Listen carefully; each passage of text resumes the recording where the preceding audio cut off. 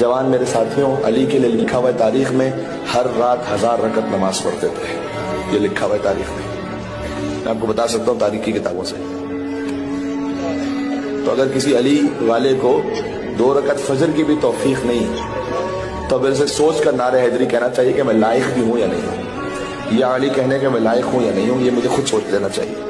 ٹھیک ہے؟ کل کہہ چکا ہوں علی کے چہرے پر داڑھی تھی، میرے چہرے پر نہیں ہے، تو مجھے غور کرنا چاہیے۔ مائیں بہنیں جو سن رہی ہیں، سیدہ کونین کی کنیز ہیں،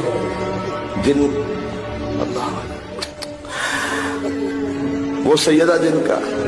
جنازہ رات کی تاریکی میں اٹھا، اس سیدہ کی بیٹیوں کو روز روشن بے مخنا و چادر پھرایا گیا،